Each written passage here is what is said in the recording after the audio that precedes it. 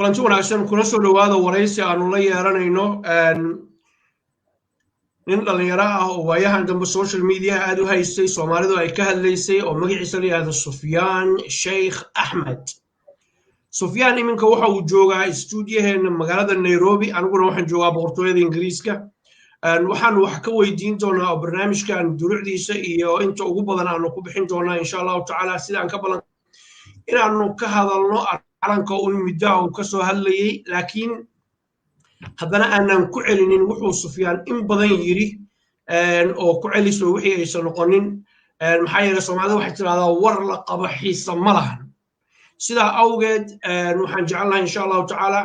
inaan Sufyaan soo dhaweyno kana hadalno arrintaas iyo arrimo fara badan oo kale oo la isla dhexyaacay si aanu wax uga ogaano, balse waxaan marka hore rabaa Sufyaan soo dhaweeyo. Sufyaan aad baan kugu mahadcelinayaa boqolkiiba boqol inuu Ilaahay suurto geliyay ugu dambeyntii inaanu is hor fariisano si fiican aad iga aqbashay invitation-kan. بسم الله الرحمن الرحيم. أعوذ بالله من الشيطان الرجيم. اللهم صل على محمد وعلى آله وأصحابه ومن تبعهم بإحسان إلى يوم الدين. مدنة ورية فتاح آديات بعضها سنتهي ودوهي. Thank you very much. وحقاك أنت أنا الوحكة لو جود الجنين وحن جعلها يدي لها إلى هذا أذينا واقوم ارتقاء إن هدد نجي يليسد إن أنا نكبر ورب المركه ورا هست علنك سي أن أقدر إنه أو ياشين كي أدقى الله ما يحر بدأ يحر مركه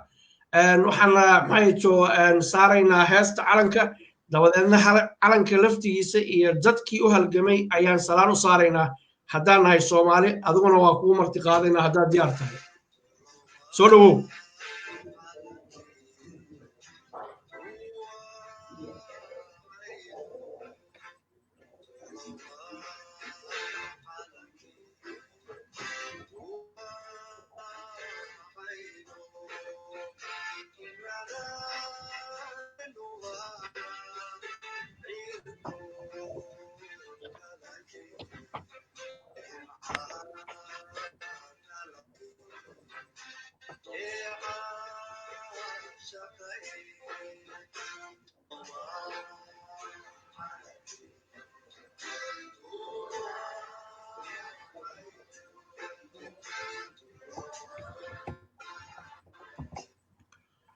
waxay ila tahay intaasu inay nooga eg tahay dad fara badan oo Soomaaliyeed ayaa u dagaalamay xornimada Soomaaliya iyo calanka bulubanaya oo kugu marti qaaday inaad u istaagtid ama salaan u saartid ma doonaysid, waana kugu ixtiraamayaa kaagama xumi marti qaado dad Soomaaliyeed waajib saaran way. Sufyaan inta aanan u guda gelinin qaybta ugu badan oo barnaamijka waxaad iga codsatay dadweynahan u sheegaya waxaad igu tiri ma raba inaan ka hadlo xaasaskayga iyo arrimaha. waxaan kugu iri anigu nin weyn oo dhaqanka Soomaaliyeed wax ka yaqaanaan isku haysta waxa aan ogaga hadlo xaasaskaaga haba yaraatee ama baahi aan u qabno ma jirto. gabdho Soomaaliyeed oo diin ay ka muuqato oo sharaf ka muuqataan arkay kulligood waa salaamaynaa. dhaqanka Soomaalida ayaana ii diidayay iyo maskaxda iyo logiga in aan nin xaaski ka hadlaano xaas iyo carruur baan leeyahay mana rabo in maaragtay loonjurigooda lagu mayro social mediaha kuwaaguna waa kuwaas oo kale marka taas meel haynoo taalo. Sufyaan waxa dhacday in aad waraysiyo fara badan oo kala duwan aad bixisay aadna kaga hadashay noloshaada, laakiin wax yar baad soo koobtay oo noloshaadii ku saabsan inaad ku gobolada dhexe Soomaaliya dabadeedna qaxi aad ka soo tagtay Mareykanka iyo wadamo kale oo ka mid yahay wadanka la yiraahdo Spain inaad wax ku soo baratay iminkana aad dib u soo noqoto Afrika aad joogtay gaar ahaan Kenya. laakiin taariikhdaadu intaas way ka fog tahay waxyaalo fara badanna waa la isla dhex marayaa. waxaana dhacday in aad adiga laftigaagu live soo gashay shalayto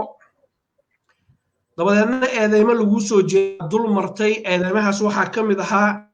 lagu eedeynaya anigu caddayn ma hayo ma xaqiijin karo kuma eedeyn laakiin wuu kuu soo gudbinayaa inaad adigu Sufyaan Sheikh Ahmedow gacantaada ku dishay wariye Mahdi aadan xasan inaad gacantaada dishay waa sida hadalka loo dhigay Maxamed Cali Salaad Xange inaad gacantaada adigu ku dishay Cabdi Sheikh Cali inaad gacanta ku dishay waa sida hadalka loo dhigay maxamed nuur inaad gacantaada adigu hadal ku dishay waa loo dhigay cabdulqaadir cali iidle iyagoo ahaa wariyayaal 4 ka mid ah isku meel aad ku dishay radio muqdisho eedaynta maxaa kaga jawaabaysaa dabcan bismillahi raxmaan raxiim waxaan malaynayaa inaad dhegaysatay live-kii aan xala soo galay waxaan kaloo malaynayaa bulshada Soomaaliyeed inay ka dharagsan tahay jawaabteeda waqtigan xaadirka ah arrintaas iyada ahi waxaa laga sugayaa dabcan qofkii keenay inuu caddaynteeda soo daba dhigo arrintaasi aniga dhinacayga sidaan xalaba u yiri wax ka jira male marka waxaad leedahay dabcan xalayto waraysigaagii halkaan uu yisaaniyaa waystay categorically adigu uma aadan denied garaynin oo waxaad tiri waa eedeymo sumcadeeda lagu weerarayo xaqa looga soo horjeedo waa sa hadalka u dhigtay laakiin marnaba maadan oranin anigu waxaan beri ka ahay 5 shakhsi oo la sheegay oo magacyadooda aan kuu sheegay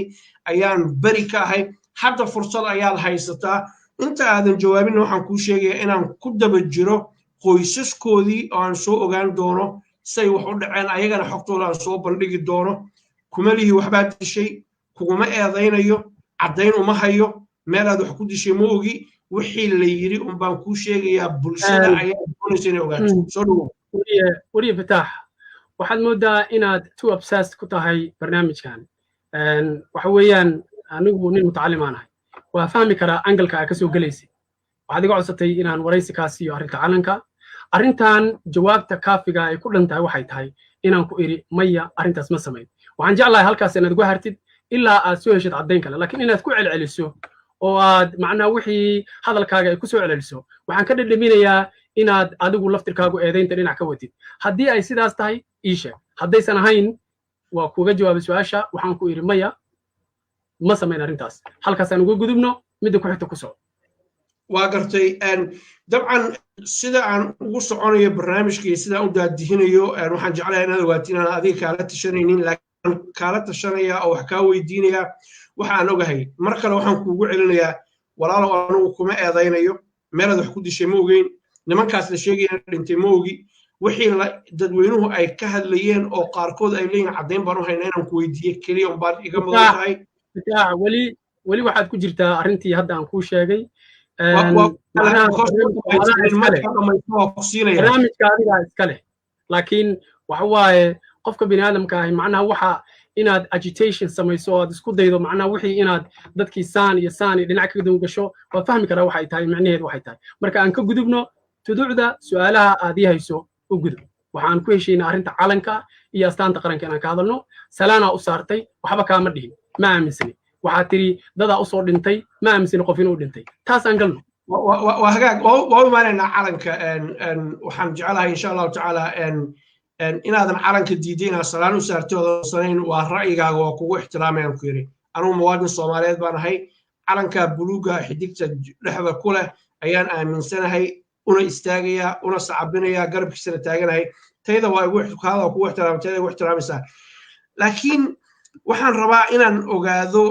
waxyaalo fara badan oo arrimahan ku saabsan nimankan wariyaasha aan leeyahay waa la jiray waxaad kaloo ku sheegtay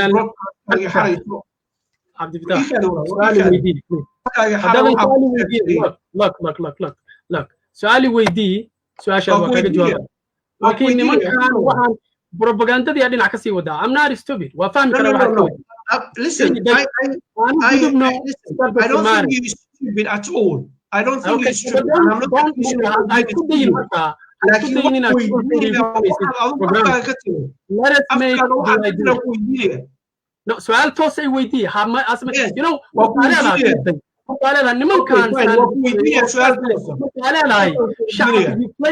you playing to the hands of the enemy macna waxaad ku ciyaaraysaa waxaad subject waxaad ku ciyaaraysaa aniga inaad weli ka qayb qaadato dadkii ku ciyaaray aniga sharafteyda سؤال توسا waa la yaqaan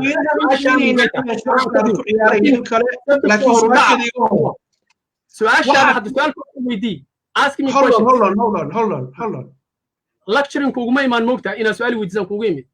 listen if أنا lecture دتك بوغما إيمان هذا دتك lecture جرين يمر يوحنا كهلاي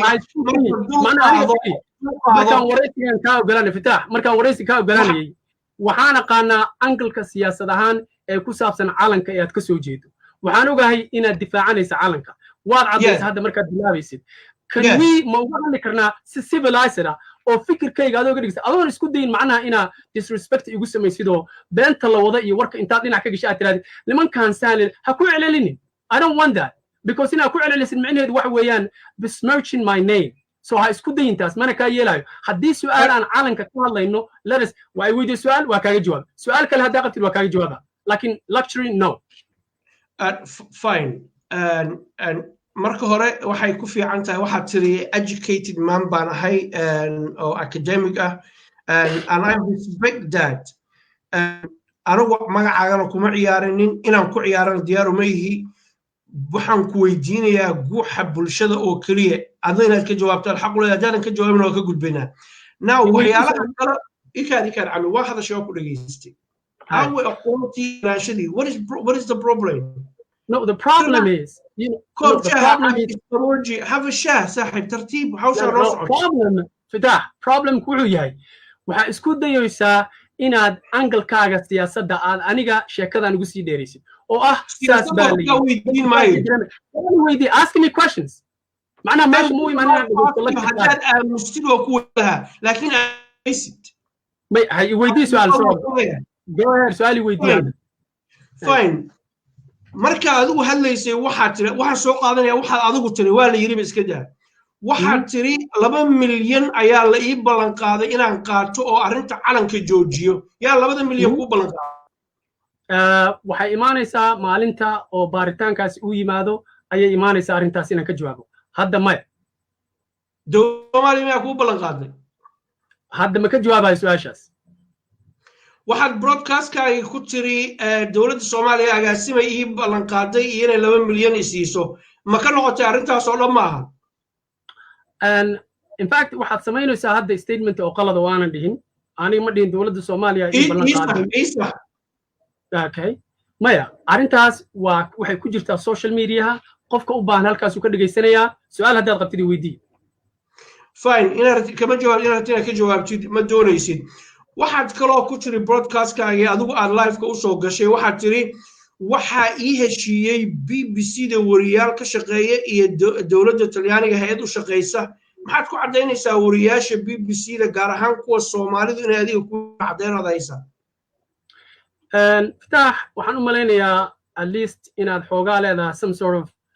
civilized manners su'aalaha qaarkood waxaa la isku weydiiyaa meelaha qaarkood hadda waqtigan xaadirka wixii proof iyo cadayna oo loo baahan yahay ama wax lagu cadaynayo waqtigeedii lama joogo goobteedii lama joogo waxaad igu marti qaaday programkaaga inaad su'aalo i weydiiso not inquisitive maxkamadna ma saarni so please can we move on hore ma uga socon karnaa su'aali weydii fine hore u soconayna adaan ku raacaya okay waxaad ku tiri broadcast-kaaga 230,000 ayay dowladda Mareykanku jaamacad iga bixinaysay maxaad baranaysay oo 250,000 oo u dhiganto 169,000 oo giniga sterlinka today sarif aad ku baranaysay maadada noo sheeg adoo maad mar kale waxaan rabaa waxaad isticmaalaysaa hostile manners you're attacking me معناها معنيهdu ma aha inaan rabin ka jawaab laakiin waxaan rabaa inaan ku dareensiyo inaan fahamsanahay waxaad ka mid tahay ama hadda ii muuqata inaad qayb ka tahay dadka ku faraxsan in aniga magacayga la damage gareeyo su'aalaha aad weydiinayso waa su'aalo investigation waa su'aalo maxkamadeed waa su'aalo baaritaan su'aalo social media ama media looga jawaabo ma aha I'm not under investigation qof baarayo ma laha so kama jawaabayo su'aalahaas waxaan iri waa iri qofkii u baahan baaritaan iyo research markeeday tagaysaa laakiin waxaad ii wacday oo aad ii marti qaaday inaad calanka wax iga weydiiso asagaad aaminsan tahay waxaan ku ogolaada fursaddan isku day inaad difaacdo ha ku wareegin meel kale waa gartay may anu calanka maba difaacaya anu waxaan soo bandhigayaa the other side of the argument anigu waxaan ahay neutral laakiin when it comes to the flag I respect that calan 150% waxaan rabaa inaan ku weydiiyo waxaan jeclahay idil qaado Sufyaano arinta sababtan ku weydiinayo 230,000 dowladda Mareykanku waxay kaaga bixisay waa hadalka adigu u dhigtay jaamacad ugu sarreysa ee dunida jaamacadaha dunida ugu sarreeya waxaa ka mid ah Harvard University oo Mareykan ku taala, highly respected, maadada ugu badan $50,000 weeye. Cambridge University, Oxford University, waxaan ka hadlaynaa 12,000 baan ka hadlaynaa. markaan eegay jaamacaddii adigu aad dhiganayso, adigu aad afkaaga iiga sheegtay soo baartay, waxay ii sheegeen maado 230,000 lagu barto inaysan jirin. ujeeddadaan ku weydiinaya saasay ahayd, adig kuma weeraraynin, inaan ku weeraro diyaaruma ihi, inaan ku weeraro igama mudnid, aqoon kuuma lihi, xumaan kuuma qabo, cuqdad kuuma qabo, dhibaato imaada geysanin, laakiin waxaan rabaa inaan ogaado waxa jira. That is how I work, that is how I roll. calankaan aadna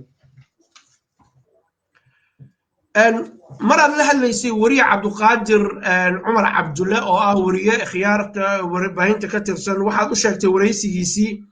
إذن كو إني نان سياسة شغل كلهين أردت صح ميا؟ Absolutely. لكن تخصصك هو سياسة. Yes. نن أو أنتها حيري أقونين أما قلين كدكتور أنا هاي ردتك قلي أقونين ما قلنا هاي إنه قلوك هاجو. waxaan rabaa adigana inaan kula wadaago maadaama hadda aad gashay su'aalihii aan ku ballanay inaan ka wada hadalno. Markaan ku leeyahay siyaasad ahaan ma taageersani group waxay micnaheedu u yahay waddanka Soomaaliya dawladda hadda ka talisa waa taageersana. Dawladda hadda imaan doontana waa taageerina. tii hore u jirtana waa taageerina. xisbi siyaasadeed oo gooniya ma taageerno noocu rababa haade ama ha ahaado mid oo aan islaamiga ahayn ama mid islaamiga ha ahaado. Yes, takhasuskayga waa siyaasadda. waxaan soo bartay political science, international relations, political theory, political psychology and political philosophy, Spanish languages for majors and English. takhasuskayga kaas weeye. marka aniga waddanka suu yahay wuu yahay. waddanka waxaa u taliya dadkaas ayaan hadda ku raacsanahay. bulshada Soomaaliyeed ayaa soo dooratay. haddii ay yihiin ninaan waxba aqoonin oo aan hogaaminaya iyo haddayna hogaami karaan iyagaa taas shacabka Soomaaliyeed ayaa doortay. واقرتك actually سؤاشيدو ما أهين سفيانو ما أهين دولة المتغير سنتا إيه مكسور جدا. I'm not interested in دولة جدا. سؤاشك هو يدي واحد تري علنك واحد تري سياسة أنا وشغل كمالهم هذا تخصص كي جوا سياسة dadku waxay isweydiin karaan aqoonyahan Soomaaliyeed oo loo hanwen yahay oo dhalinyarada dadkiisa iyo dalkiisa aqoontii uu dibadda ku soo bartay dib ugu soo celiyay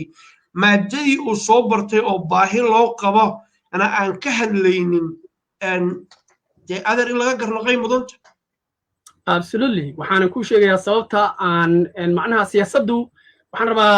wariye Fataax inaad fahamto siyaasadda marka laga hadlayo ama la leeyahay politics waxa la yiraahdo waxay leedahay variations oo kala duwan ay leedahay. Number 1, governing policy ama siyaasadda waddanka lagu dhaqayo dadka maamulka markaas ay sameeyaan ama isticmaalaan waxa noo haya dad aan dooranay oo Soomaali ay dooratay oo lagu heshiiyey nooc ay rabaan baa ahaade. waxay ku dhaqmaan iyo qaabkay u dhaqmaani waa qabiil waa wadognahay ma aha politics. aniga marka haddii aan maanta engage kareeyo political situations of my country waddankayga waxaan laga yaabaa inaan ku noqdo carqalad habu socodka habu wanaagu socodka waddanka Soomaaliya. waqtigaygii lama joogo, maalinta waqtigayga la yimaado waa gelaya. laakiin waxaan hadda ku jira shaqo kaleeto oo ayadu laftirkeedu dan muhiim ah ay ugu jirto waddanka oo ah in la bedelo astaanta qaranka, calaamadda kirishtaanka ay ku jirto, la bedelo calanka buluuga oo anagu aanan samaynin, la bedelo waxa la yiraahdo haybta korka, la bedelo ama dib loo qoro taariikhdii Soomaaliyeed. shaqada aan ku jirno hadda aniga iyo kooxda talo ku noolba waa midaas ayada aan ku qanacsanahay. waxaan aaminsanahay waddankeena Soomaaliyeed inay u tahay wax muhiim ah. kooxdan talo ku nool adigu gudoomiyaha u tahay meeqa qof baa ka koobantiin dad magac loo bulshada taqaano oo ku jira ma jiraan loo sheegi kartid? mudane Fataax waxaan leenahay waxa la dhaho political strategy. Political strategy means markaan arrintan bilaabaynay waxaan degsanay qaacido. maanta waxaa ku muuqata social media in iska daba dhac ay u soo dhacayso eedeymaha la isoo jeedinayo oo beena sixroole weeye waa gaal wasranka soo dirsaday dadoo yaqaan ku jiro magaca ay su'aashaan rabaa inaan kaaga jawaabo aan dhamay su'aashaan kaaga jawaabo ilaa la yiraahdo waa nin dilaa oo dad u soo dilay. arrintaas waxaan ogeyn inay imaanayso sidaas daraaddeed ayaan waxaan leenahay mar kasta oo xaaladdu ay taagan tahay hal qof central committee ama guddiga dhexe hal qof baa bannaanka jooga inta kalena waxay joogaan gudaha bannaanka ma imaanayaan ilaa qofkaas uu meesha ka baxo ama loo baahdo xaaladdu isbedesho siyaasaddeena saasa sidaasaad aniga ugu jeedaa xubnaha kaleeto tiradoodu waa 28 central committee xubno kaleeto waa jiraan tala ku noola laakiin kama mid aha central committee waa gartay waxaad ka hadlaysaan ma ahan team yara oo dan gaara ma aha dadkan aad ka hadlaysid sidaan u fahmay hadalkaaga iyo waraysiyaadana ka dhuuxay waxay tahay inaad ummadda Soomaaliyeed iyo calankeeda badbaadisaan oo kana loo keenay aad bedeshaan waa sa hadalka u dhigtay dadka doonaya inay waxa sameeyaan oo ummad masiirkeeda ka hadlaya dhowr iyo 20 ba ha ahaadaan mararka qaarkood tayada iyo dadka yaraantooda iyo badnaantooda fiican dad yar oo wax qaban kara ka fiican waa soo dhaweynaa inay yartiin laakiin maadaama dantii guud aad ka hadlaysaan maxay ku dhacdeen ama hal qof oo kamid ah magacooda noo sheegi karinin oo ummadda Soomaaliyeed ay taqaano ixtiraam u hayso miisaal baan ku siinayaa waxaa jira nin la yiraahdo professor Cabdi Ismaaciil Samatar Soomaalidu waa taqaanaa iyo mowqifkiisa waxay Soomaalidu taqaanaa professor Xuseen Warsame Soomaalidu waxay taqaanaa Abraar Yusra Abraar Soomaalidu waxay kaloo taqaanaa professor Cabdiqaadir Shirwac Dr. Abdullah Mansour these are credible Soomaalidu dalay taqaano hal qof oo Soomaalidu ay taqaano noo sheegi kartaa ma jira aan niraahdo war meeshaan odayaal baa yimid aqoonyahan baa yimid ikhyaar baa timid bal magac noo sheeg mar kale aan kugu celiyo adigoo mahadsan su'aashii aad markii hore weydiisaan kugu celinayaa therefore jawaabtii aan ku sii markii hore kugu celinayaa annaga policy-geenu ayaa sidaas ah sababta aan u samaynayna saasna waxay tahay safety professoradaas aad sheegtay dhammaantood Soomaalidu waa taqaana of course laakiin ma ku jiraan shaqadoodana ma aysan diyaarsan ama uma aysan istaagin in ay qabtaan in ay bedelaan fundamentalists of the country asaaska ama baseka waddanku ku fadhiyo inay bedelaan in calanka Soomaaliya la bedelo in astaanta qaranka la bedelo in haybta koorka la bedelo in dastuurka islaamka la qaato waa shaqo aad u culus waxaanan ognahay in aan wajahayno cadow fara badan oo dad fara badan maanta ay bannaanka joogaan oo cadow aan leenahay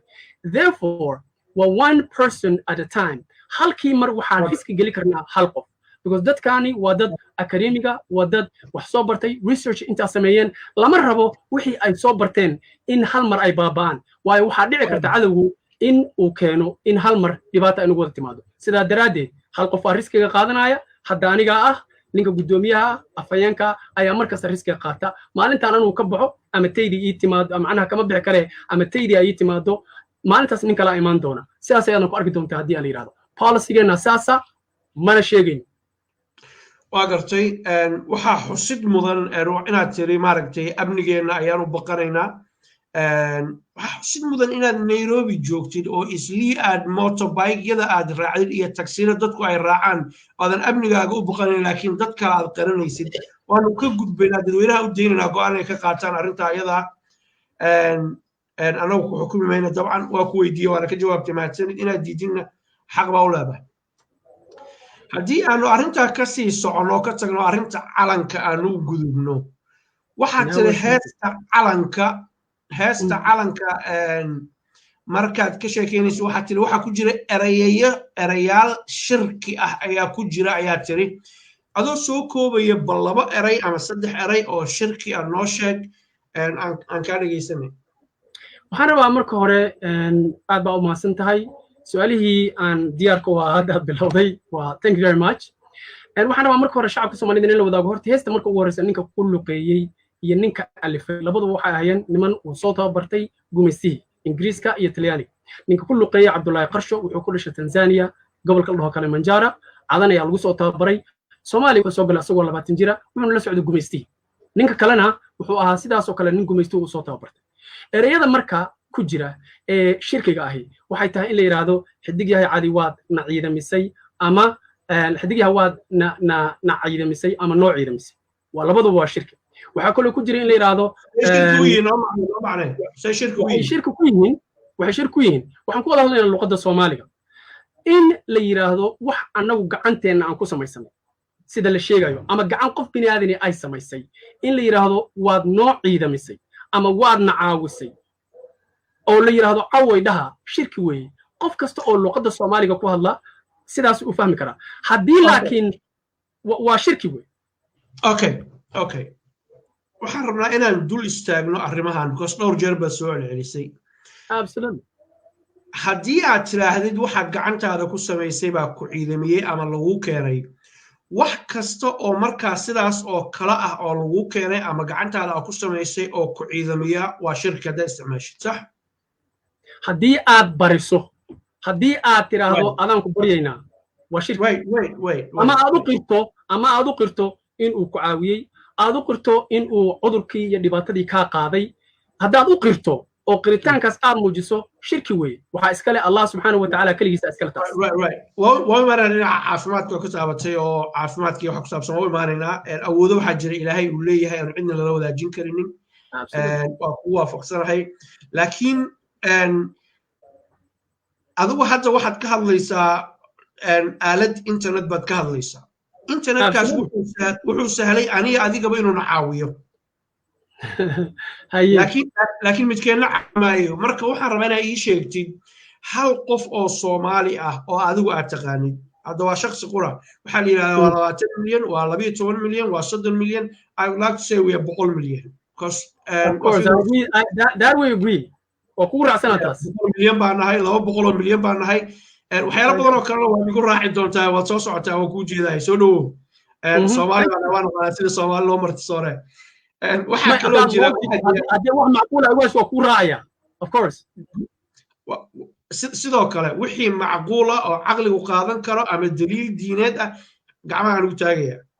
anigana sidaas oo kale aan ku sii socono isku meel baan wuxuu wadnaa sida reer muduga iskula dhuuqaynaa dhib ma lahan insha Allah waxaa jira waxaad ii sheegtaa hal meel oo qura oo Soomaali joogo oo xidig caabuday ama uu sujuuday ama macbud loo dhisay oo taqaanid noo sheeg okay waxaan ku xusuusinayaa waddanka Soomaaliya marka calanka la saarayo galabtii subaxii la saarayo ama galabtii la dejinayo waa loo istaagaa haddaadan u istaagin ganaax baa tahay oo lagu xirayaa markaad calanka la saarayo sidaad hadda adigu samaynaysay waa inaad adigu hadda salaanaa saarta laakiin xabadkaa gacanta lagu qabsada calanka Soomaaliya marka la saarayo waa cibaado inaad u istaagto calanka oo u khushuucdo waa cibaado Allah iskale qof kale looma istaago waxaad ii sheegtaa marka waddan islaam ah dambi aysan ahayn waqtiga salaada la adimayo ama masaajidka loo socdo dadka inaan lagu ciqaabin oo qofku uu xor yahay markuu rabaadi karo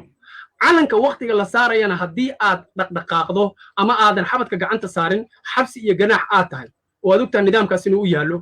haddii aysan taasi ahayn caabuditaan la caabudaya calanka iyo xidigta dan luqadda Soomaaliga ku hagaag waxaan rabaa meeshay diinta kaga taalo calankoo loo istaagay inay caabuditaan tayna daliilka noo sheegtid daliilka diinigana waxaa la yidhahdaa laba meel buu ka yimaadaa دين وحال هذا ما شرع الله على لسان محمد صلى الله عليه وسلم قرآن إيه سنة آيات أما حديث نوشك لو استاغ عالم كان ممنوع يعني كان يسمي يا شيخ وما سنتهي مركلته وحاجرتا إسلامكو وحوليها قاعدة برورة ووين وبلارن ولي وح عن الله سبحانه وتعالى أهين إن قفوا أصمي التواضع أما يسد الليو دين إسلام كابنيسي waxaan rajaynayaa maanta inaad weydiinayno su'aasha meesha ay ku taalo taas in diinta islaamka waxaan warkaa inaad tanin islaamo xushmaynaya diinta islaamka in loo istaago oo khushuuc loo sameeyo loo hogto wax aan ahayn Allah subhanahu wa ta'ala in xabadka inta gacanta loo saaro loo aamuso loo hogto aan la dhaqdhaqaaqin haddaad gudubtid lagu xirayo xabsina lagu geynayo fine laga qaadayo wax aan Allah subhanahu wa ta'ala ma laha arrintaas iyada ma u malaynayo in shaki kaaga jiro hadduu shaki kaaga jiro marka oo aad tiraahdo wali ii sii cadee oo intaas aadan ku qancinin waxaan samaynaynaa inaan ku soo diro adilooyinkii ayagoo badan researchku macnaha baaritaan mu baahan aan ku sameeyo waxaad kaloo awood u leedahay in aad weydiiso qofka kuugu dhow ee diinta islaamka yaqaana haddaad adigu aad inkirsan tahay okay I'll put you on the spot halkan waxa ii yaala laptop internet ku xiran ii sheeg meeshay ku jirto oo Google garaynaa helina marka su'aasha dib aan kugu soo celinaa waxaad leedahay hadda adoo islaama in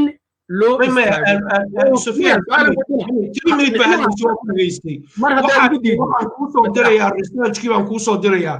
I have the resources online haddaan hayaa adoo fadhiyaan akhrinaynaa waxa ka soo baxaan arkaynaa ii sheeg meeshay ku qoran tahay calankoo loo istaagaa waa shirki diinta islaamka fadlan waxaa la rabaa qofka biniaadamka markuu wax diido in maya haddaad iga diido lama su-aasha koortaale waxa weeyaan haddaad tiraahdo in wax loo istaago ama tawaaduc loo sameeyo ilaahay waxaan ahaynay u bannaan tahay haddaad tidhaahdid waa kuu sheegayaa afkaaga aan ka qaado hadda idheh waxaan in tawaaduc loo sameeyo allah wax ka soo haray waa bannaan tahay idhahdii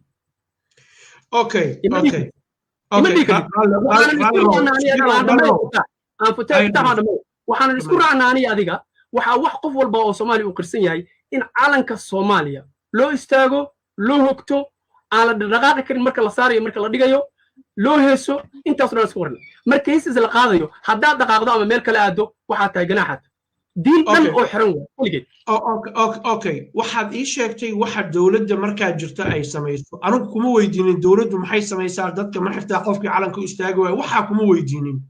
anigu dowladdu waxay samaysay diin uma aqaano waxaan diin u aqaanaa wixii ilaahay nebi maxamed ku soo dejiyey baan diin u aqaanaa sallallahu alayhi wasallam waa waxa loo yaqaano usulu diin asaaska diintu waa quraanka iyo xadiiska sheekh baa yiri iyo wadaad carab ah qoray iyo wadaad Pakistan jooga fadwo soo saaray waxaan uma dhageysto now waxaan rabaa inaan mar kale ku weydiiyo waxaa tiri waa hayaa inay mamnuuc tahay calanka in loo istaago islaamka beeniyey waxaan ku iri walaalo waxaad ii sheegtaa meeshay ku qoran tahay waa kuu soo dirayaa baa tiri haddaad ii soo diraysi waad og tahay fadlan ii sheeg waa google garaynayaa dadkana daawanaya ayaan la wadaagayaa haddii aadan haynin waa ka gudbaynaa mawduucan qaybtiisa kale u gudbaynaa calanka shirkiga ku saabsan waxaa dhacday hadda ka hor taariikhda islaamka waxaa dhacay yuusuf calayhi salaam waa tii god lagu riday berisamaadkii aabihii yacquub ayuu u soo noqday oo nebi ah muxuu yacquub sameeyey adigaa noo bilaabay wad yacquub wiilkiisii ma u sujuudin mise uma sujuudin haye de waxaan ku weydiinaya adaan ku weydiinaya ma arrintaa ma ka warqabtaa nacam in aayada qur-aanka ku taal nebigiisa inay u sujuudeen ha markay u sujuudeen ma sujuuddaasu ma cibaaday ahayd mise waxay ahayd karaamo iyo sharaf lagu karaamaynayo marka waxaad rabtaa inaad tidhaahdid sujuuddii loo sujuuday maya waxaad samaynaysaa waxa red herring sujuuddii loo sujuuday nebi yuusuf ay u sujuudeen wixii aayaddii 11 kowkab ay u sujuudeen walaalihiis iyo aabihiis iyo hooyadiis ma waxaad rabtaa inaad haddana tiraahdo waxay bannaynaysaa taasi inaan qof bini'aadan u sujuudno ama calan u sujuudno is that what you gonna say markaan waraysigaan ku ballannay waxaad igu tiri xaasaskayga waxba igama weydiin karti waa kaa yeelay adigu su-aal ima weydiin karti anaa su-aasha ku weydiinaya waa loo sujuuday waxaan rabaa waxay tahay su-aasha waxaan ku weydiinaya waxay tahay mararka qaarkood dadku waxay sameeyaan wax cibaado u eg laakiin cibaado aan loola jeedinin therefore xadiiska u dambeeya fi saxiix al-bukhaari waxa uu leeyahay ee cumar ibn khataab laga warinayo إنما الأعمال حديث أورية إنما الأعمال بالنيات هدي أنا وحد أذكر إلى جوجا وجهي نقول عندي أذكر عابدي ماي لكن وحبادو بسميه ناو قفك الصومالي مركو علن كو يستاغو وقدرين علن كو مرو وحكومة تري كرو وحكومة سين كرو وحكامة علين كرو بل رب كامة علين كرو مركز دتك الصومالي